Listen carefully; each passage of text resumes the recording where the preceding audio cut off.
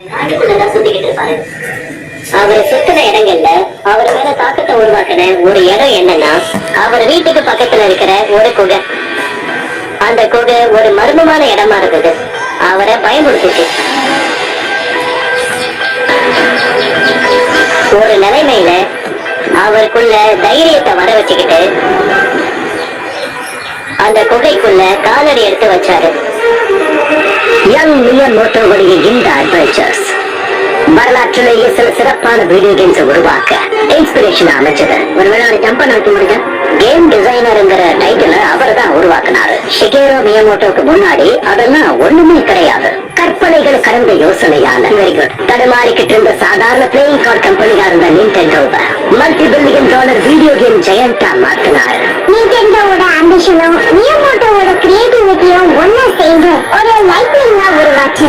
Engineering விசான கன்பை யோகாயோடைய துணையால உலகத்துல இருக்கிற பல கோடி மக்களோட கைக்கு இந்த வீடியோ கேமை கொண்டு போய் சேர்த்தாங்க.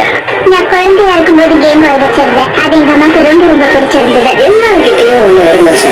புதிய தலைமுறை தொழில்நுட்பாளர்களை இன்ஸ்பயர் பண்ணாங்க. அவர் வண்டிகளை சேகரிக்கும் போது எப்படி உணர்ந்தாரோ மற்ற குழந்தைகளுக்கும் அதை அப்படியே அவரை உணர வைக்கணும்னு நினைச்சாங்க. அதுதான் நிண்டெண்டோவுக்கு ஒரு பெரிய ஆல் டைம் குளோபல் பிராண்ட் உருவாக்க தூண்டுகோலாக இருந்தது. அவங்க உருவாக்குற ஒவ்வொரு கண்டுபிடிப்புகளும் இண்டஸ்ட்ரியை அப்படியே திரும்பி பார்க்க வச்சு. இந்த மாதிரி இது வரைக்கும் யாரும் பண்ணது கிடையாது. ஆனா 60களுடைய ஆரம்ப காலகட்டத்துல மியாமோட்டோ பெரும் கற்பனைகளை கொண்ட ஒரு சின்ன பையனாக இருந்தார்.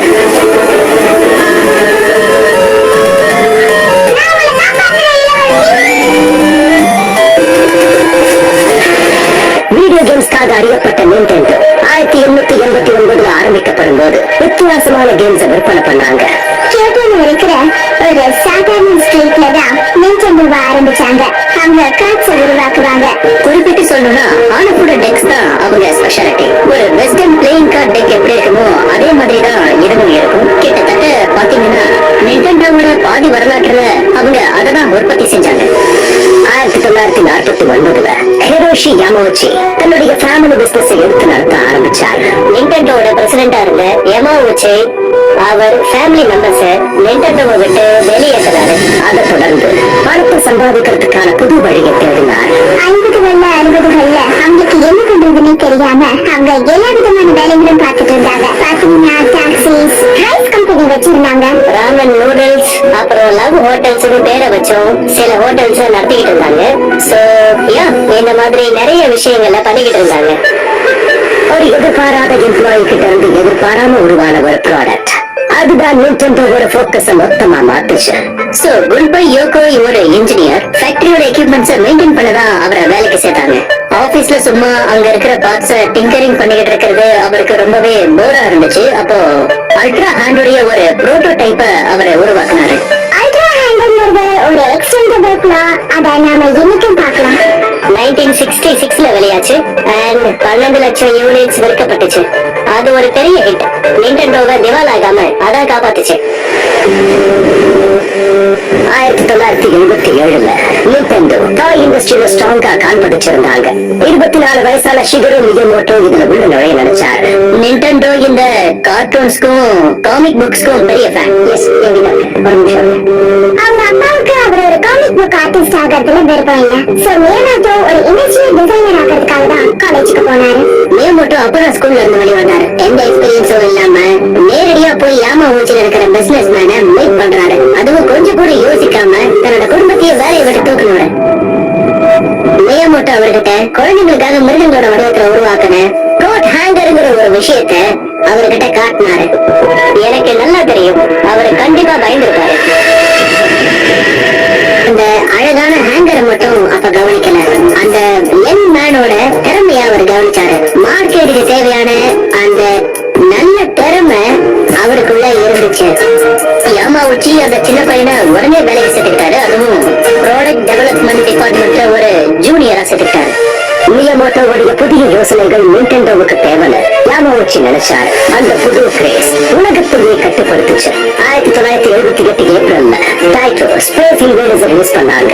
ஆர்கேட் கேம்ஸ் உடைய பொற்காலத்துக்கான முதல் ஆரம்பம் அதுதான். ஸ்பேஸ் இன்வேடர்ஸ் ஜப்பான்ல இருந்து எல்லாத்தையும் மாத்திருச்சு. அதை நினைச்சதை விட பெரிய அளவுல சக்சஸ் ஆச்சு. அந்த கேம்னால 100 yen காயின் ஷார்டேஜ் ஆச்சு. அதனாலேயே அந்த காயின்ஸ் நிறைய ப்ரொடியூஸ் பண்ண ஆரம்பிச்சாங்க.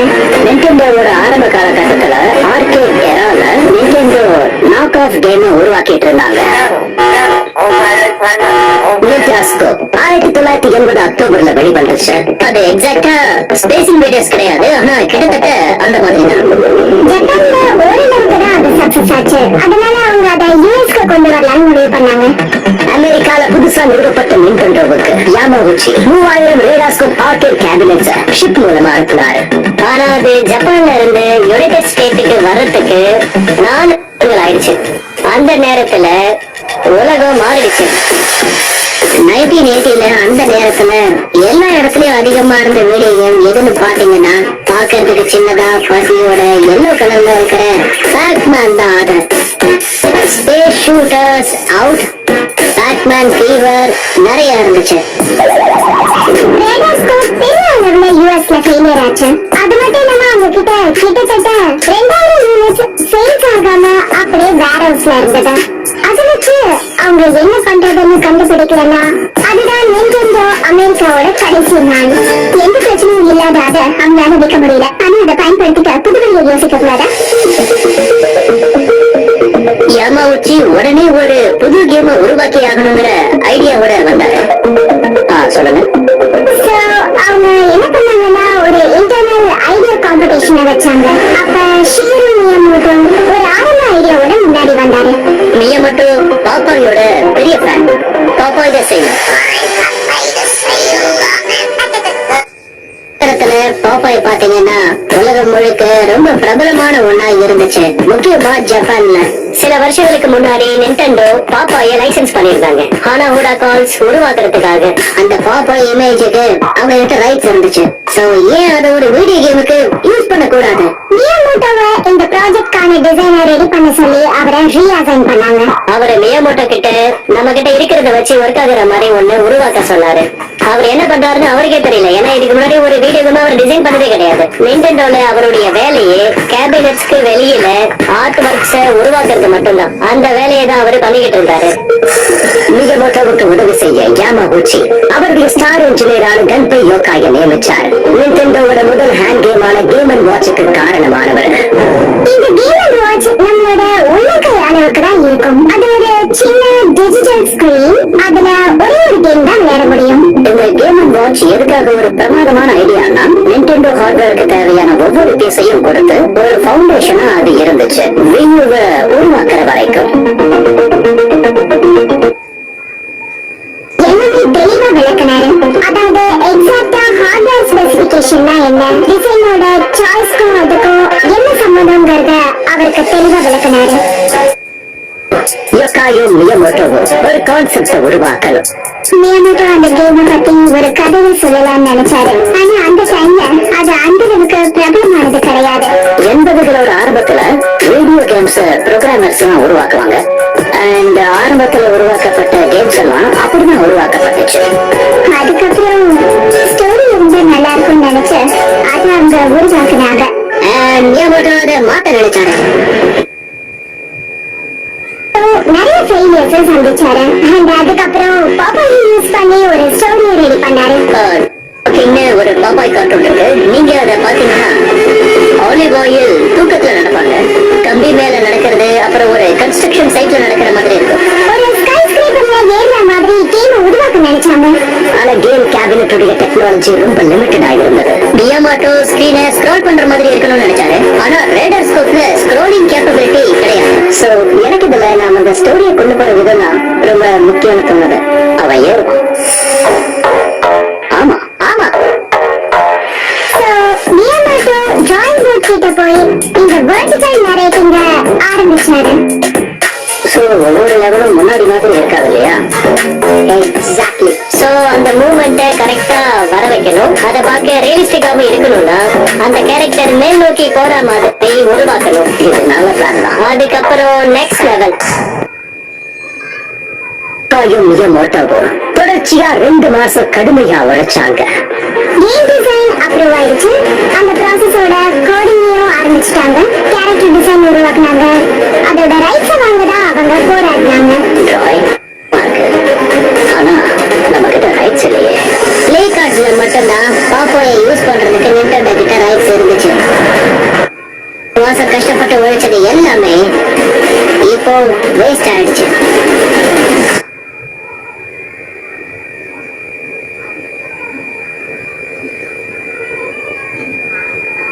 அவருடைய ரைட்ஸை எழுந்ததுக்கு அப்புறம் மியாமோட்டோ அவருடைய கேமையும் கதையையும் காப்பாற்ற ரொம்ப கடினமா உழைச்சாரு. அதோட ரைட்ஸ் இழந்துச்சுன்னா அதோட மெயின் கேரக்டர் ஒரு செய்முறை இருக்க முடியாது அண்ட் ஒரு புது வில்லன் உருவாக்கணும். ஆனா அவங்க கிட்ட ஒரு செட்டிங் இருந்தது, ஒரு கன்ஸ்ட்ரக்ஷன் சைட். சோ அதுல செட் ஆகுற மாதிரி யார் இருக்காங்கன்னு அவங்க யோசிச்சாங்க. பாம்போய்க்குன்னு இங்க பிளாட் ஒண்ணுமே கிடையாது. ஆனா அடிப்படையில இது ஒரு லவ் ட்ரையாங்கிள். பாம்போய்க்கு ஆலிவ் ஆயில் ரொம்ப பிடிக்கும். ஆனா ஆலிவ் ஆயிலுக்கு பாத்தீங்கன்னா ப்ளூட்டோவை ரொம்ப பிடிக்கும். இந்த கதை ஒரு கார்பெண்டர் இவரோட கோலமா இருக்கிற ஒரு பெட் கோரிலா இவரோட கேர்ள் ஃபிரெண்ட் கடத்திலும் அவங்க காப்பா மியாமோட்டோ ஆர்கேட் கேமுக்கு கொண்டு வர நினைச்சதுக்கான ஸ்டோரிய உருவாக்குனாங்க. அதோட முழுமையா ஒரு கதையை உள்ளடக்கிய ஆர்கேட் கேமா இது கருதப்பட்டுச்சுன்னு தான் சொல்லணும். புதுகளோட பேரை கண்டுபிடிக்க மியாமோட்டோ தெசாரஸ் பக்கம் திரும்பினார். ரொம்ப பிடிவாதம் பிடிக்கிறவங்கள தான் ஜாப்பனீஸ்ல டாங்கின்னு சொல்வாங்க. சோ அவரு இந்த கொரில்லாங்கிற வார்த்தையை எந்த மாதிரி சொல்ல முடியும்னு யோசிச்சாரு. காங்குக்கும் கொரில்லாக்கும் நிறைய ஒற்றுமை இருந்துச்சு. சோ அவர் இந்த ஸ்டபன் கொரில்லாவை எடுத்து மாத்தின பேரு தான் டாங்கி காங்.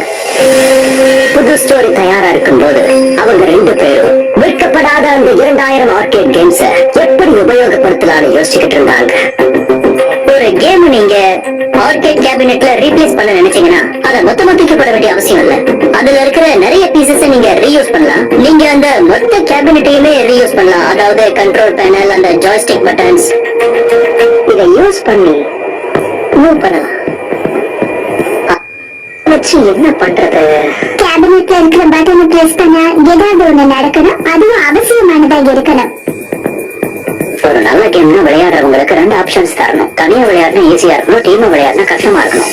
கேம் டிசைன்ல இருக்கிற எளிமைய அவரால ரொம்ப நல்லாவே புரிஞ்சுக்க முடிஞ்சது. மொத்தத்துல அவங்க வீடியோ கேம் ஹீரோ பண்ண போறது ஏதாவது புதுசாதான் இருக்கணும். அது இதுவரைக்கும் பார்க்காத ஒன்னாதான் இருக்கணும். ஒருவேளை நம்ம ஜம்ப் பண்ண வச்சா ஒரு பேரலை தாண்டி ஜம்ப் பண்றது ஈஸி, ஒரு ஏணியை தாண்டி ஜம்ப் பண்றது ஈஸி. ஆனா ஒரு பேரல்ல ஜம்ப் பண்ணிக்கிட்டு ஏணியை தாண்டதுங்கிறது கஷ்டம். அந்த ஹீரோவை அப்படி ஜம்ப் பண்ண வச்சா அது எவ்வளவு பெரிய விஷயமா மாறுங்கிறத மியாமோட்டோ யோசிச்சாரு. அந்த கேரக்டருக்கு அப்ப ஒரு வச்ச பேருதான் ஜம்ப் மேன்.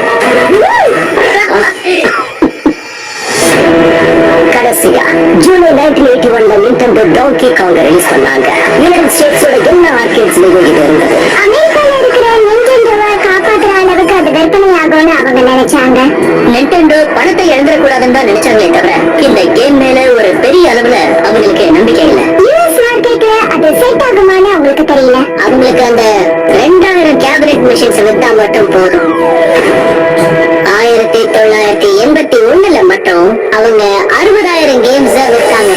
அது ஒரு பெரிய சக்சஸ். எல்லாமே தலைகீழா நடந்தது. அவங்க அந்த டிமாண்டை எல்லாம் சமாளிக்க முடியாம ரொம்பவே தடுமாறிக்கிட்டு இருந்தாங்க. சோ மியாமோட்டோ நிண்டெண்டோல ஒரு சாதாரண எம்ப்ளாயியா இருந்து அவங்களோட டாப் பர்ஃபார்மிங் கேமோட டிசைனரா மாறினாரு. யாமாகுச்சிக்கு இந்த ஒன் ட்ரிக் கொரில்லா மட்டும் பத்தல. மியாமோட்டோவுடைய ஹீரோவான ஜம்ப் மேனை பயன்படுத்தி அவருடைய டீம் மூலமா ஒரு புது கேம் உருவாக்கணுங்கிற முயற்சியில இறங்கினார்.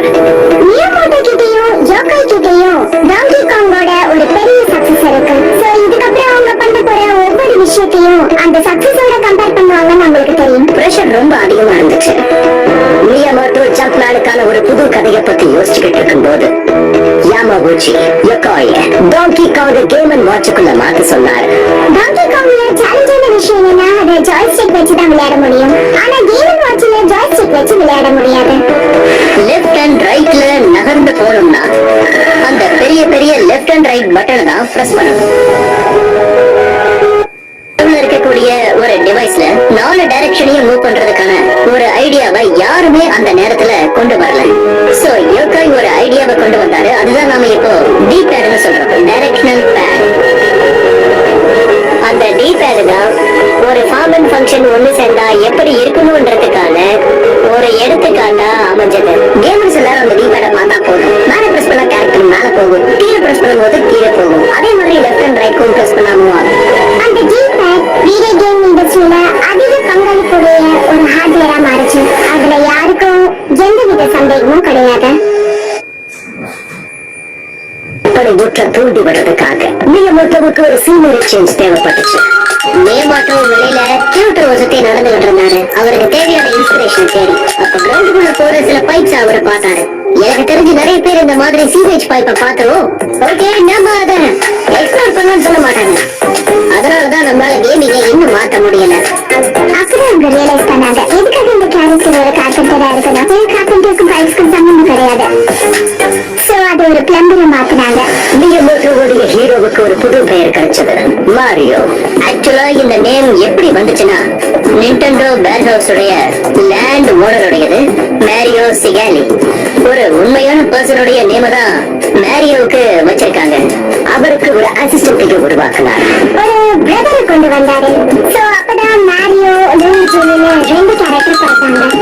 மறுபடியும் மியமோட்டோவுடைய மனுஷனுடைய அட்வைஸ் கேமிங்குடைய ஃபியூச்சரையே மாத்திடுச்சு.